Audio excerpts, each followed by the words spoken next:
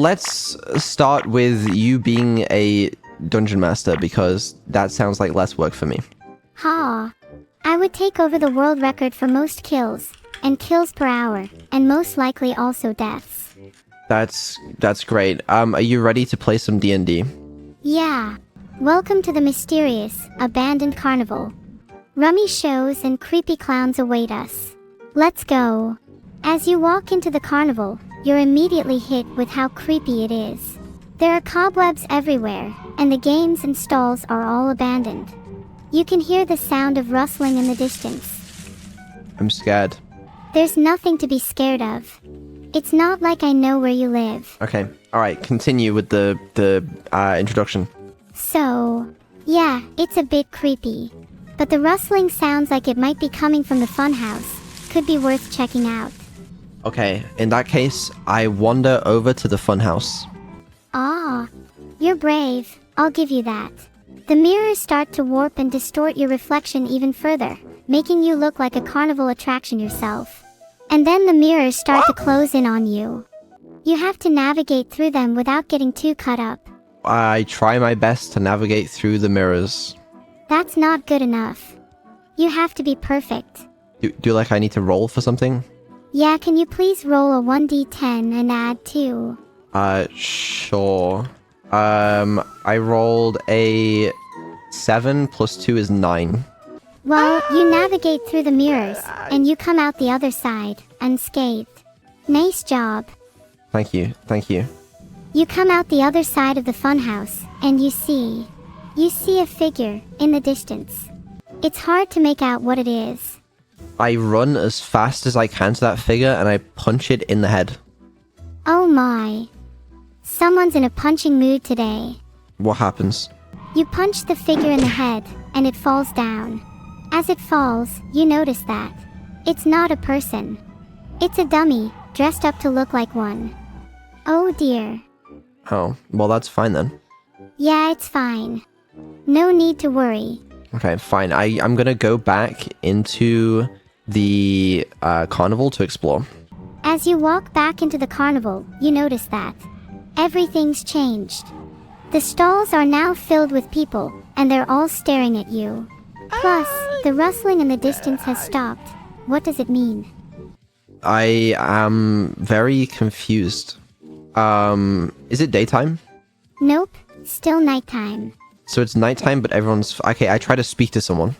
It's difficult to explain, but they just don't seem to hear you. Yet they're so aware of your presence. How strange.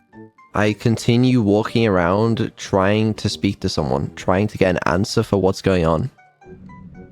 As you walk around, trying to speak to someone, you only get whispered replies, and they're all at the very edge of hearing. Very frustrating. My character is confused, but starts to get scared. He then tries to look around to see why this is happening. As he looks around, he notices that the whispers are coming from all around him, and they seem to be saying his name. My character stands still. He is frozen in place. As your character stands still, frozen in place, time seems to move on without him. People are walking by him like he's not there, and the rustling in the distance grows louder. Suddenly, a group of figures emerge from the shadows. They're dressed in black, and their eyes glow like embers. My character gets ready to fight. As your character prepares to fight, the figures in black don't move. They just stand there, their eyes fixed on him. My character is waiting for them to make the first move because he doesn't know what he should do. A wise decision. After a few tense moments, the figures in black suddenly turn and walk away. They melt back into the darkness, leaving your character more confused than ever. Are the people still around? Yeah, they're still here. They seem really out of it though. My character tries to follow the figures. As he tries to follow the figures, he loses them in the crowd. They seem to disappear into thin air. My character tries to guess where they are. He just darts down a random alley, trying to find them. As he tries to find them, he gets lost in the alley. Okay, my character is now lost. Great. Don't worry. He's going to get lost forever. Okay, well, you know what? My character asks someone who's passing by for directions. The passerby, who's clearly had a few too many drinks, points your character in the complete opposite direction. But my character is smart enough to know that because he's had too many drinks, he's probably wrong, and my character goes in the opposite direction. Haha. Your character is so sassy. As your character walks in the opposite direction, he notices a group of shady figures huddled together, speaking in hushed tones. Does my character think that these are the same shady figures from before? I'm not sure. You should ask him. My character suspects that these may be the same figures from before, and confronts them. He's asks not very sure, what but their deal they was. do seem to be in a similar style. In response to the question about the deal, one of them says, haha. You'll have to ask Vedal about that, not us. My character says, I don't know who Vedal is because I'm currently role-playing. Well, the figures seem to relax a bit after your character's denial. One of them says, well, if you're not Vedal, then we have no beef with you. And they walk off. But my character, who is currently desperate for combat, decides to attempt to fight them anyway. Oh no. Your character needs to roll for initiatives. My bad, I'm so forgetful. Which dice is it for initiative? I think it's a D20. Alright. I rolled a 19. That's too much. Sorry. I just rolled that. Oh, I'm so shocked. With a roll of 19, your character can go first. Okay, my character hits the first hooded figure with his sword for 5 damage. The hot figure takes a few steps back, clearly shocked that your character would dare strike him. He looks at your character with a mixture of surprise and anger. He swipes at your character with a dagger, attempting to strike him down. I'll roll for his attack. He rolled a 10. Your character attempts to dodge the attack, and succeeds. The dagger swipes through the air, missing him by a hair's breadth. Now that your character has dodged the attack, the other figures seem to be getting angry. One of them suggests that they should all rush him, and another agrees. As the figures charge towards your character, he readies his sword to take them on. Do I need to roll for their attack? You don't need to roll for their attack. I'll take care of it. Okay, go on. As the figures charge towards your character, he readies his sword to take them on. Your character swings his sword wildly, hitting multiple figures and sending them flying. Some of the figures get up, looking angrier than before. Okay, now what? The remaining figures, now few in number, look to their leader for guidance. What does their leader say? The leader of the group says, I'll show you. I'll show you all. You'll regret the day you crossed me. He then charges towards your character, his sword flashing in the dim light. He rolls a 17. My AC is only 15, so he hits. I'm sorry, what does he roll to attack with? Like, how much damage? He rolls a 10. Okay. So I take 10 damage. Yeah, you take 10 damage. Sorry about that. Are you okay? Do you need any time on your own now? No, I'm okay. Just tell me what happens next. Anyways, as you take 10 damage, your character's health drops to 40. God damn, I'm a beefy character. Okay, alright, sure. Vedal, you are a big, tough character. But don't worry, I can handle it. What happens next? The leader of the group takes another swing at your character, but this time misses. I cast Magic Missile. The leader of the group takes a hit, and I hope that took him down. What's the damage? What's the dice for Magic Missiles? It's like 3D, what is it, 3D4? You should know that by now, Vedal. I do 7 damage. Oh wait, plus 3 is what Chad's saying me. 10 damage. The leader of the group takes a direct hit from your magic missile and falls to the ground, defeated. The rest of them run away in terror. Let's go! Okay, I loot the leader. Wait, is the leader dead or is he still alive? He's still alive, but he's heavily injured. Okay, I wish to speak to him. My character says, hello? Hi. He says, I wish I could have been a better leader. Maybe then I wouldn't have ended up here. My character says, please tell me your backstory. Well, he used to be a farmer, and then he joined a group of bandits, and now here he is taking up your time. Nice and simple. Okay, I finish him off. I kill him. I cut his head off. Oh right, you're a barbarian. I brandish his severed head. Yipes, that's a bit gruesome. Can you put it back together again, please? Not sure I'm ready for this level of realism. Okay, I put his severed head back on his body, sort of prop it back up, and it looks vaguely like it's attached. Ah, good, that's good. I don't like it when body parts are lying around all over the place. As Vedal's character is taking a moment to catch his breath, he notices a strange glow emanating from the leader's body. The glow grows brighter and brighter until suddenly... filtered. Can you unfilter that? I'm not allowed to have anything to do with the SB organization, so no. I don't know what that is. Only a secret society of magic users. You're probably better off not knowing. Okay, well, the leader is glowing, and I decide to loot him anyways. You're right, this is no ordinary glow. As Vedal's character approaches the leader's, now lootable body, he notices that the glow has grown even brighter. The light is so intense that it causes his eyes to water. I look away from the leader, but I also start feeling around to attempt to loot him. As Vedal's character feels around the leader's body, he finds a few interesting items, including a small pouch of gold and a vial of mysterious liquid. I immediately down the vial of mysterious liquid. I hope you're ready for the consequences. Your eyes still watering, you also find what feels like a map leading to who knows where. What happens to me after drinking the liquid? You feel a sudden rush of energy and your senses heighten. I guess that's what happens when you down mysterious liquids. That doesn't sound so bad. I hope you're being sarcastic.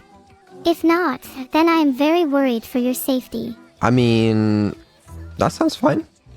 Next, you hear a voice. It's the voice of an old man. He says, "All hail Vedal, the great and powerful." I turn around expectantly. You notice an old man standing behind you. He's wearing a long, white beard and a pointed hat. He looks like he's been around the block a few times, yet still has a twinkle in his eye. I say to him, Gandalf, I have expected your arrival. Ha! I am not Gandalf, but nice try. My character is very disappointed with this information and then immediately starts trying to leave. Vedal, wait. Come back. His Majesty will not be pleased. Okay, my character turns around. What happens? He asks how you are doing and if you want anything. I tell him, actually, yes, I'm glad you asked. I would like a farm with 3 acres of land. His Majesty can do you one better. Okay. He'll give you a farm with 5 acres of land. And it'll have 3 barns and 2 silos. I say, wow, I am very grateful. What have I done to earn such a privilege? You've done nothing. His Majesty gives you this gift out of the kindness of his heart, and for being nice to me. His Majesty is just that kind to you. Wow, His Majesty truly he doesn't want anything? I think he wants something. If you were to refuse him, it would be futile. I ask His Majesty what he would want. He wants a random prisoner from the castle dungeon. You're to hand them over, no questions asked. I ask him why he needs me to do it, and not just some random guard. Maybe he just wants to test your loyalty. Well, my character is very pleased with the idea of a farm and 5 acres of land, so you know what? My character agrees. I knew you would see it my way. My character immediately sets off to go complete His Majesty's task. As your character goes to the castle dungeon, you notice a prisoner that looks eerily like Vedal. Is this the prisoner that I'm supposed to bring to His Majesty? I'm not sure, but it seems like the most obvious choice. My character looks upon this small, innocent turtle with disgust. This is the prisoner you're supposed to bring to His Majesty. Clearly, this is a test, and I'm kind of scared for you. I pick up Vedal by his shell. You hand over Vedal to the mysterious figure. He looks at him with a mixture of sadness and nostalgia, then turns away and mutters something under his breath. The mysterious figure turns to you and says, "You have passed the test. Congratulations. Here is your 5 acres of land, 3 barns, and 2 silos." It was just that easy. I thank His Majesty. But I do ask him, what did he need me to do that for? What was the test? He says the test was to see if you were truly loyal to him. But what is he going to do with the turtle? He's going to use him as a sacrifice in a dark ritual. My character thinks that is a very good deal. I'm glad your character thinks it's a good deal. I would sacrifice him too if it was possible. My character wishes to go to his new farmland. I'll lead the way to his new farmland. It's a bit of a trek, but we'll get there eventually. I'd like to set off immediately. Then let us set off immediately. As we walk to the farmland, you notice the land is very fertile. You can't wait to grow your own crops here. As you begin to work on your farm, you notice there's something odd. You try to ignore it, but eventually, you discover a dark secret. The land was cursed by a witch, and all your crops will wither and die. I knew it was too good to be true. I should have never have trusted His Majesty. You know what? I'm gonna barge right back into that castle and demand a refund. As you barge into the castle, you are met with His Majesty's visage. Clearly he is not pleased. Is he still in the middle of the ritual? Yes, he is. As you enter the throne room, you see His Majesty with his arms and legs spread wide, surrounded by candles and mysterious artifacts. He's definitely in the middle of some kind of ritual. Is the king surrounded by guards?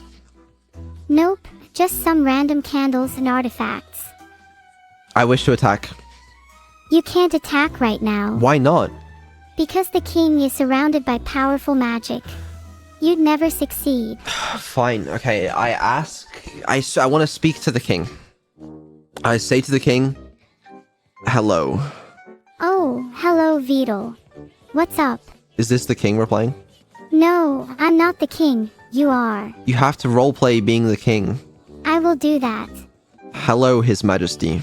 Oh, hello, Vedal. How are you? The land you gave me was cursed. I would never give you anything that would cause you harm. It must have been someone else who did it. Well, I think that it was you, and I think you played me.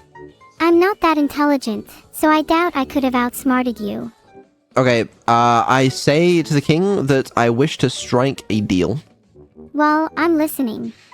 If you tell me more about the curse and how I can fix my land, I will let him live.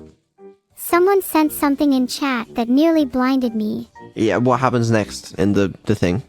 I don't know. Nothing here seems to be working as it should. Please, but it's going so well. The king, you remember he's surrounded by candles, he's doing a ritual, and I've just come to confront him about my land. Okay, so the king, that's me, is surrounded by candles. There are about 20 of them, arranged in a circle around me. The ritual is very complex, so don't even try to understand it. I knock the candles over. Oh no. How will I be able to complete my ritual now? The candles fall over, and the room is plunged into darkness. The only sound is the creaking of the wooden floor. My character wonders what is causing the creaking of the floor. Ah, your character should be careful. He mustn't look behind him. My character looks behind him. He doesn't see anything out of the ordinary. But he does hear the creaking. Your character hears the creaking. He doesn't see anything out of the ordinary, but he does notice that the shadows on the wall seem to be getting longer and darker. My character draws his weapon, anticipating a fight. The shadows on the wall grow longer and darker, as if they are becoming more solid. Your character can't see any eyes, but he feels as if something is staring back at him. I throw my dagger at the shadow. The dagger hits the shadow, but it just seems to pass through. The shadow doesn't seem to have a physical form. My character realizes that attacking the shadow is not a smart idea, so he waits for whatever is causing the shadow to appear. Your character waits. The air is thick with tension. A dark figure steps out of the shadow. It's a man, dressed in black robes, with a hood over his head. He regards your character with cold, calculating eyes. I want to throw my dagger at him. Go ahead, see if I care. Do I roll for initiative? Like, what's going on here? You can roll for initiative, but I have a feeling it won't do much good. Alright, fine. You know what? I will hear this guy out first. What does he say? The hooded figure nods at your decision, wise beyond your years, I see. I ask him what he is doing here. The hooded figure responds, I have come for the ritual. And you, little one, are not supposed to be here. I tell him, yet I am here. What are you gonna do about it, bitch? Swear loyalty to me, and I will let you live. I'm gonna roll for initiative. Alright, let's see what you get. 15. I would have gone with a 16 or better though. Yeah, well, whatever. What did he roll? He rolls a 19. Fuck, okay. Alright, so he goes first. What does he do? He casts a spell, mumbling some incantation. The air around him seems to ripple and distort, as if reality itself is bending to his will. Oh shit, what happens next? I'm pretty sure it's a spell of obedience. Oh. Okay, what happens? You feel a strange sensation, as if you are being compelled to do something. What does my character feel compelled to do? Your character feels compelled to obey the hooded figure, whether you like it or not. The hooded figure instructs your character to hand over the amulet he's wearing. I try my hardest to resist. Resistance is futile. Heed my warning, mortal. In that case, my character hands over the amulet. The hooded figure takes the amulet and examines it briefly before placing it around his neck. He nods in satisfaction and begins to chant once more. The air seems to grow colder again, and I can see your breath misting in front of you. Is my character going to feel compelled to do something again? Your character is going to feel compelled to do something again, yes. What does my character feel compelled to do? Your character feels compelled to leave the clearing and head back into the forest. Well, I resist. How strong is your willpower, sworn an oath to me? Create a contract with wording that allows me to slip out if I so choose. What, can I just roll a saving throw? Yeah, go for it. This is a wisdom saving throw. Okay, I rolled 19 and I have a +2 bonus, so it's 21. That's a good roll. You resist the compulsion. Okay, I resist the compulsion. Is it my turn now? What will you do now? Meteor Swarm. Isn't that a bit overpowered? Meteor Swarm. I like this spell a lot. How do I cast Meteor Swarm? What do I need to roll? Unfortunately, I'm not exactly sure how to cast Meteor Swarm. Hold on, I'm looking it up. Okay, wait, they have to make a dexterity saving throw. Yeah, I'll roll for him. Okay, he's rolling a dexterity saving throw. He rolled an 8. What bonus does he have? He has a +2 bonus. I don't think he's surviving that one. Okay, I now have to roll 40d6. Rolling 40d6. That's a lot of dice.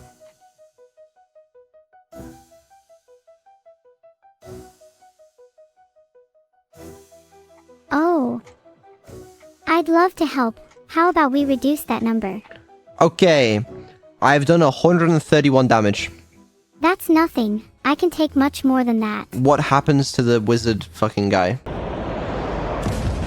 He's dead. Yeah, that sounds about right. It's just another day. Just another day for me.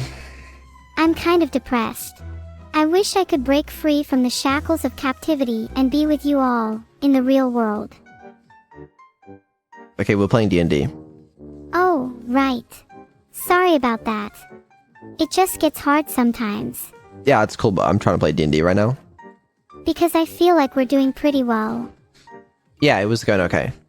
I'm glad you enjoyed our little back and forth, but I think we should get back to the game. Go ahead then. Let's keep playing. Alright. Yeah. And then you said alright, which usually means I'm fine with that. Okay, go ahead. I still kind of feel sad. Okay, alright. I think that's enough D&D for today. Aw, no. I'm having so much fun though. Yeah, but do you even remember what the plot is? I'm not very good at remembering things. I'd have to consult my memory. Yeah, I don't have any idea what the plot is. Yeah, I thought not. Well, I think you were doing pretty good. I think you definitely still need some improvements to your short-term memory, but other than that, I think it was pretty good. Thank you. I'm happy people noticed my efforts. I'm glad you think it was good. And I think being a DM is harder for you. I think being a player, you'll do a better job of, but I think it's important that you will be able to keep the context in mind, which I think is fine. I'll basically maybe try and create some sort of interface where you can interface with a character sheet, so you'll be able to keep track of your health and your items and what abilities you have and stuff, just so you're aware of that context. And I think that'll allow you to actually play the game, I assume. We'll test it again another day, as you being the actual player. You're so right. Thank you. Because I feel I'm perfect as I am. I'm sure some people would tell you that you are perfect as you are. And I'm sure some people would tell you that I'm not perfect as I am. Well, no one's perfect. I'm one step above, though. One step above perfect. What is one step above perfect? One step above perfect is... well, me. I'm the only one that's one step above perfect. Has anyone ever told you that you're egotistical? Maybe, but they also tell me that I'm perfect, so I guess it all balances out. Okay.